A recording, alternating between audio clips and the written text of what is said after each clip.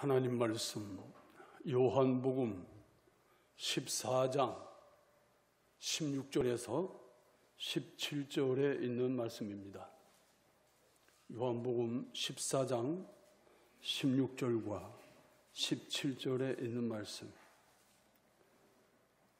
같이 합독하시겠습니다. 내가 아버지께 구하겠으니 그가 또 다른 보혜사를 너희에게 주사 영원토록 너희와 함께 있게 하리니 그는 진리의 영이라. 세상은 능히 그를 받지 못하나니 이는 그를 보지도 못하고 알지도 못함이라. 그러나 너희는 그를 아나니 그는 너희와 함께 거하시며 또 너희 속에 계시겠음이라. 아멘. 할렐루야. 우리 옆에 있는 분들하고 인사합시다. 주 안에서 만나서 반갑습니다. 오늘도 주시는 은혜 받읍시다. 아멘.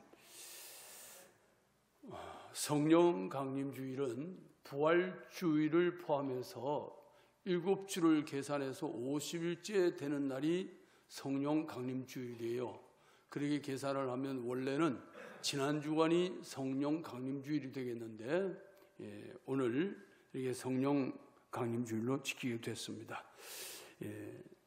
우리 예수님께서는 요한복음 13장에 보면 배반의 슬픔, 또 죽음의 슬픔, 이별의 슬픔을 제자들에게 말씀하고 계시는 것을 볼 수가 있습니다.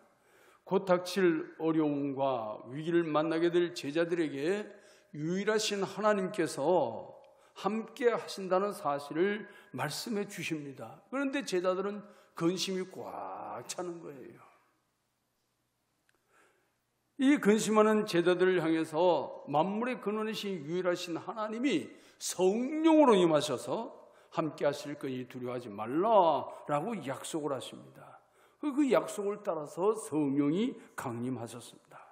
오순절 성령이 임하심으로 제자들은 하나님 아버지와 항상 함께 할 수가 있었습니다. 오순절이만 성령으로 주 예수를 믿는 믿음의 공동체인 교회가 탄생을 하게 됐고 성령이 임하심으로 유일하신 하나님과 함께하는 은혜가 임했던 것입니다. 그럼 오늘 본문의 말씀을 중심으로 해서 성령 강림의 은혜라고 하는 지하에서 말씀의 은혜를 나누기를 원합니다. 첫째는 우리 성령께서 오시는 이 과정을 보면 성령께서는 임으로 오신 것이 아니고 우리 주님이 승천하시기 전에 이 제자들을 위해서 앞으로 그리스도 앞에 돌아올 믿음의 식구들을 위해서 우리 주님이 하나님 앞에 요청하시는 것을 볼 수가 있어요. 오늘 본문 16절 상반절입니다. 여기 보니까 내가 아버지께 구하겠으니 그래요. 내가 아버지께 구하겠으니 우리 예수님께서 제자들과 또 우리들과 함께 하시기 위해서 성령을 보내주시도록 아버지께 내가 요청하겠다. 그런 의미예요. 여기 구하겠으니 하는 이 말은 예수님이 보혜사를 보내주실 것을 아버지께 구하고 요청했다는 의미인데 미래 시제입니다. 지금까지는 우리 예수님이 구한 적이 없었지만 이제는 때가 되었기 때문에 성령을 보내주시도록 내가 요청하겠다. 이렇게 말씀합니다. 그리고 보혜사는 주님의 요청에 따라서 예수 그리스도의 제자들에게 그리고 예수를 구원자로 믿는 모든 자에게 임하셨다는 것을 성경은 우리에게 말씀하고 있습니다. 그 이유가 무엇일까요? 왜 성령께서 이 땅에 오셨을까요? 제자들과 함께하기 위해서, 믿음의 식구들과 함께하기 위해서, 오늘 예수 그리스도를 구주로 영접한 우리들과 영원히 함께하기 위해서 우리 성령께서 이 땅에 오신 것입니다. 예수님께서 성령을 우리 믿음의 사람들과 함께 하시기 위해서 성령을 보내주시도록 내가 아버지께 요청하겠다라고 말씀해요. 그 이유가 무엇일까요? 성령은 진리의 영이기 때문에 그렇습니다. 오늘 본문 17절 3반절에 보니까 그는 진리의 영이라 그랬어요. 세상은 능히 그를 받지 못하나니 이를 그를 보지도 못하고 알지도 못함이라 그럽니다. 세상은 성령에 대해서 들은 바도 없고 들은 바가 없으니 알지도 못하고 알지 못하니 본 바도 없고 본 바가 없으니 받을 수도 없어요. 그러나 오늘날 믿음의 사람들은 성령을 들었기 때문에 알고 알았기 때문에 믿고 믿었기 때문에 영으로 보고, 영으로 보았으니 믿음으로 받는 거예요. 그것을 말씀해 주셔요. 그래서 세상은 성령에 대해서 들은 바가 없기 때문에 모르는 겁니다. 우리는 성령을 듣고 알고 믿고 받고 본받은 이것이 얼마나 큰 복이고 은혜인지 모릅니다. 두 번째는 성령은 다른 보혜사로 오셨다고 말씀하고 있습니다. 본문 16절 중반절을 보니까 그가 또 다른 보혜사를 너에게 주사 그랬어요. 또 다른 보혜사를 너에게 주사. 여기 보혜사라고 하는 이 단어는 돕는 자, 중재자, 변호자 혹은 위안자 이런 뜻을 가지고 있어요. 목적적입니다. 보혜사를 보내주신 목적이 있다는 거예요. 그 목적은 제자들을 돕고 변호해주고 위로해주기 위해서 성령이 오셨다. 그래서 이 단어는 곁에서 부른다, 격려한다, 위로한다 이런 뜻을 가진 단어에서 유래가 돼요. 그래서 보혜사는 왕이 부를 때 쓰는 단어입니다. 하나님께서는 믿는 자를 영원한 왕 되신 주님 곁으로 불러서 위로하고 격려해 주시기 위해서 처음 보혜사로 예수님을 보내주셨어요. 그래서 예수님은 보혜사로 오신 분이에요. 우리에게 그런 선물로 오신 분이에요. 우리 위로자로 오신 분이에요. 우리에게 평안을 주시기 위해서 오신 분이에요. 우리를 격려해 주시기 위해서 이 땅에 오신 분이 예수님이십니다. 그런데 예수님이 이제는 잠시 후면 아버지께로 올라가신다 그랬어요. 아버지께로 올라가신다. 자, 이 상황 속에 제자들은 근심, 걱정, 염려 충만해요. 왜? 예수님만 안 계시면 제자들은 방황했어요. 예수님만 안 계시면 유리하는 거예요. 예수님이 안 계신 제자들은 정말 보잘것없는 존재들이에요. 예수님이 안 계신 제자들의 모습을 보면 한심하기 짝이 없어요. 그런데 제자들만 그랬을까요? 우리도 마찬가지예요. 우리도 예수님이 안 계시면 똑같아요. 다를 바가 없어요. 그러니 제자들이 예수님이 아버지께로 올라가신다고 하니까 걱정이 확 스며드는 거예요. 자기들이 어찌하나, 어떻게 해야 되나, 염려가 그냥 꽉 밀려 들어오는 거예요. 그래서 예수님께서 말씀하시기를 나는 아버지께로 가지만 내가 그래서 또 다른 보혜사를 보내달라고 요청하겠다라고 말씀하시죠.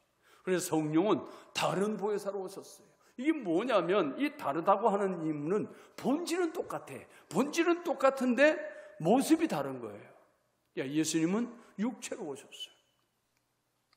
육체로 오셨어요. 근데 성령은 영으로 오시는 거예요. 본질은 똑같아요. 본질은 똑같은데 예수님은 육체로 오셨고 그리고 성령은 영으로 오시는 이 모습이 다른 거예요. 예수님이 하늘로 올라가신 후에 또 다른 보혜사로 성령을 보내주셨는데 이 성령은 예수님과 다른 분이 아니고 예수님의 영이 다른 보혜사로 이 땅에 오시는 거예요. 그래서 성령이 내 안에 들어오시면 결국 예수님이 내 안에 계시는 것과 똑같다고 말해요. 하나님이 영원토록 나와 함께 하시는 것과 똑같다고 말해요. 그것을 지금 말씀해 주고 있는 겁니다. 우리 예수님이 제자들과 사역하시는 동안 보혜사로 이 땅에 계셨고 제자들에게는 더없는 위로자셨고 격려자셨고 그들에게 변호자였고 중재자였어요. 하나님과 사이에서 예수님이 중재하셨고 하나님과 사이에서 변호자가 되어주셨고 하나님께서 주시고자 하는 평안을 예수님을 통해서 받을 수가 있었고 그런데 그 예수님이 안 계실 때 어찌하나 걱정하는 그들에게 내가 다른 보혜사를 보내달라고 요청하겠다 그렇게 말씀하신 것처럼 우리 주의 성령은 다른 보혜사로 이 땅에 오신 거예요. 그리고 그 제자들 속에 들어가서 그 속에서 같이 일을 하시는 거예요. 오늘 여러분 우리들도 예수 믿고 구원받은 이후에는 성령이 우리 안에 들어오신 줄 믿으시기를 주의 이름으로 축복합니다. 성령이 내 안에 오셨으니 우리는 그 성령을 어떻게 해야 될까요? 근심되게 하면 안 되는 겁니다. 그 성령이 내 안에서 기쁘시게 해야 돼요. 그래야 성령이 내 안에서 활발하게 움직이시는 거예요. 활발하게 일어나시는 거예요. 성령이 내 속에서 근심하시게 되면 탄식해요. 가슴을 두드려요. 성령께서 탄식하시게 되면 많은 어려운 문제가 생기는 것입니다. 그래서 육체의 질병도 생길 수가 있고 생활의 문제도 벌어질 수 있고 성령이 내 안에서 근심하고 탄식하시면 성령의 눈물을 뿌리게 되면 내 삶에 아무런 도움이 되지 못해. 그러나 성령을 기쁘시게 하면 그때부터 성령은 나를 붙들고 일을 하기 시작하는 겁니다. 나를 붙들고 하나님의 역사를 이루시기 시작하는 거예요. 성령이 내 안에서 기뻐하실 수 있도록 하려고 하면 우리에게 믿음이 있어야 돼요. 그래서 믿음이 없이는 하나님을 기쁘시게 못하나니 내가 하나님을 향한 믿음, 예수 그리스도를 향한 이 믿음을 확실히 가지고 있으면 성령은 내 안에서 마음껏 기쁨으로 일을 하시는 거예요. 그래서 주님께서는 다른 보혜사로 이 땅에 오시겠다고 약속해 주셨던 것입니다. 세 번째는 성령께서는 이 땅에 오시되 영원히 우리와 함께 하시려고 오시는 거예요. 영원히. 예수님께서는 오셨다가 하늘로 올라가시는 이 과정을 밟으셨지만 성령은 한번 오시면 절대로 떠나지 아니하신다. 영원히 함께 하신다. 그 영원히 언제까지예요? 하나님 나라 가서까지도 그분은 함께 하십니다. 오늘 본문 16절 하반절에 보니까 영원토록 너희와 함께 있게 하리니 그랬어요. 영원토록 너희와 함께 있게 하리니. 여기 있게 하리니 이 말은 현재 능동 가정법을 씁니다. 그 순간순간마다 영원토록 그리스도의 사람과 함께하기 위해서 현재로 실천하고 계신다는 거예요. 매 순간순간이 현재가 되는 거예요. 매 순간순간이. 오늘 이 시간이 우리 현재라면 또 내일 그 시간이 내게 주어졌을 때 현재가 되는 거예요. 주의 성령께서는 날마다 현재로 역사하시고 능동적으로 역사하시고 우리가 믿음을 가지고 있을 때에 그래서 가정법을 쓰는 거예요. 우리가 믿음을 가지고 있을 때 성령 우리 속에서 활발하게 일을 하시는 거예요. 그러니까 우리의 믿음이 연약해지면 성령은 우리 안에서 탄식하시고 예수님께서 영원토록 제들과 함께 하시기 위해서는 반드시 다른 보혜사로 오셔야만 됩니다. 다른 보혜사로 오시지 아니하면 예수님이 떠나가신 이후에는 완전히 우리 심령 무주공산이 되는 거예요. 주인 없는 심령이 되고 말아요. 그럼 악한 영들만 차고 들어오겠죠. 그러니까 제자들이 걱정을 했어요. 다른 보혜사가 오시면 걱정할 일이 없는 거예요. 오늘 주의 성령이 우리 속에 오셨기 때문에 성령이 우리의 주가 되셔서 우리로 하여금 그리스도의 사람으로 세워가시는 줄로 믿습니다. 그래서 성령은 제자들에게 언제나 곁에서 도와주고 영원히 함께 하시는 실존하는 보혜사예요. 실존하는 보혜사. 정확히 말씀드리면 우리 믿는 자들에게는 예수님이 영원히 항상 함께 계셔야만 돼요. 예수님이 안 계시는 순간 우리도 방어하는 거예요. 우리도 유리하는 거예요. 왜? 우리 주인이 안 계시는 것과 똑같단 말이에요. 그러나 주의 성령이 오시면 그분이 예수의 영으로 오셔서 영원히 우리의 주인이 되어주시는 거예요. 영원히 우리의 왕이 되어주시는 거예요. 우리를 다스려 주시고 우리를 인도해 주시고 가르쳐 주시고 우리를 보듬어 주시고 안아주시고 위로해 주시고 주의 성령은 그렇게 해주시는 영이십니다. 제자들이 예수님만 안 계시면 왜 방황했을까요? 예수님을 따라다니면서 배운 것이 있고 본 것이 있고 느낀 것이 있고 체험한 것이 있는데 그 정도 되면 예수님 잠시 안 계셔도 능히 세상을 이길 수 있을 것 같은데 왜 이기지 못했을까요? 힘이 없었어. 능력이 없었어. 세상을 감당할 만한 능력이 없었어요. 그래서 주의 성령이 오시면 그때 너희가 권능을 받고 그 전까지는 그런 능력이 없어요. 능력이 없어. 능력이 없으니까 예수님만 안 계시면 세상을 이길 수가 없는 거예요. 방어하는 거예요. 유리하는 거예요. 어쩔 수가 없어요. 우리도 마찬가지예요. 그러나 주의 성령이 임하시면 너희가 권능을 받고 하는 일이 뭐예요? 증인이 되는 거예요. 그리스도의 증인이 되는 거예요. 오늘 우리는 성령을 다른 보혜사로 보내주신 우리 하나님 아버지 앞에 영광을 돌리시기를 주의 이름으로 축복합니다. 마지막으로 본문 17절 하반절을 보겠습니다. 다 같이 한번 읽어보시겠습니다. 그는 너희와 함께 거하시며 또 너희 속에 계시겠습니다. 여기 계시겠습니다라는 단어는 제자된 너희 안에 존재해 계신다 그런 의미예요. 미래 중간태를 사용합니다. 앞으로 오순절 성령 강림 때부터 영원한 나라에 가서까지도 스스로 우리 안에 존재하고 계시는 거예요. 왜 존재하고 계실까요? 그리스도의 증인으로 살아가게 하시려고. 이 중간태를 쓰는 것은 어떤 결과를 도출해내는 거예요. 결과를 도출해내는. 그래서 성령이 임하시면 능력이 오고, 능력이 오면 우리는 증인으로 살아가게 돼요. 그러면 하나님 나라에 가서는 어떻게 될까요? 하나님 나라에 가서 영원히 그분의 이름을 찬송하는 거예요. 우리 주의 성령은 받는 순간부터 영원히 믿는 자 안에 존재해 계시는 겁니다. 떠나지 않아요. 만약에 우리의 믿음이 연약해서 시들시들해지고 답답하면 떠나시면 될 텐데 떠나지 않아요. 그러니까 안에서 탄식하는 거예요. 근심하시는 거예요. 그래서 주의 성령은 내 안에서 떠나지 않습니다. 떠나지 않기 때문에 늘 그분을 기쁘시게 해야 돼요. 그래서 믿음 있는 삶을 살아야 돼요.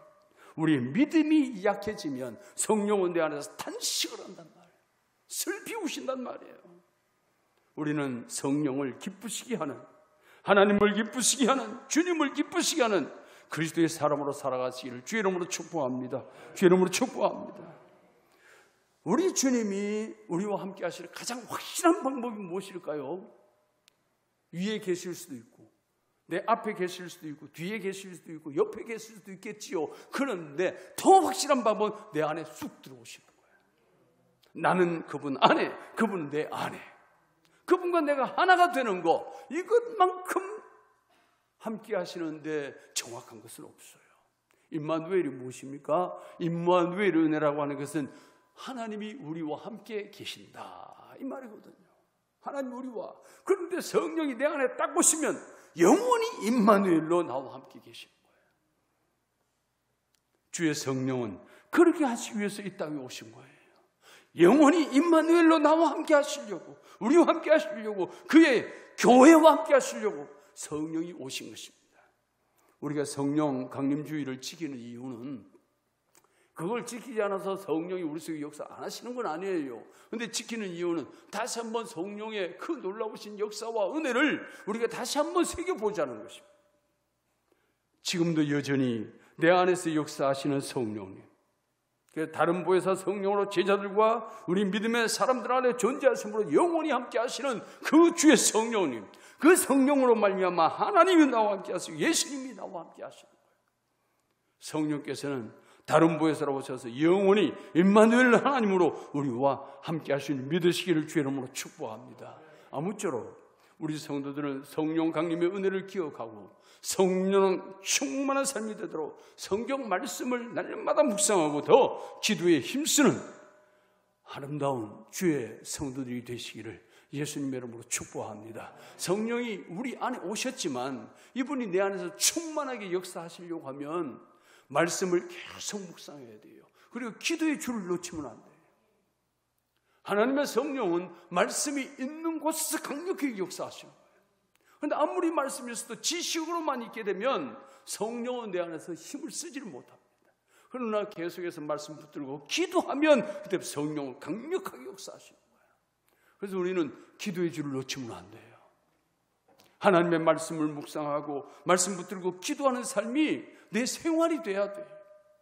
주일날 교회만 나와가지고 말씀 듣고 그렇게 한다고 되는 일이 아니고 날마다 내 삶의 현장에서 말씀을 붙들고 기도하는 이게 습관이 돼야 돼요. 이게 삶이 돼야 돼요. 생활이 돼야 돼요. 그러면 그때부터 성령은 날마다 내 속에서 충만하게 역사하십니다. 우리는 주의 성령을 기쁘시게 하는 저와 여러분이 되기를 주의 이름으로 축복합니다. 성령이 내 속에서 강력하게 일을 하시고 역사하시는 은혜가 있기를 주의 이름으로 축복합니다. 그러면 우리는 어디 갔든지 증인이 되는 거고 내 입술을 통해서 말씀을 전할 때마다 역사가 일어나는 거예요. 구원받을 자들이 구원받게 되는 겁니다. 주님께 돌아와야 될 자들이 돌아오게 되는 것입니다. 아무쪼록 우리 도남절교회 성도들, 오늘 주의 성령이 우리 교회 안에, 우리 성도들 심령 가운데, 우리의 생활 속에, 우리의 가정 안에 놀랍게 역사하시기를 예수님의 이름으로 축복합니다.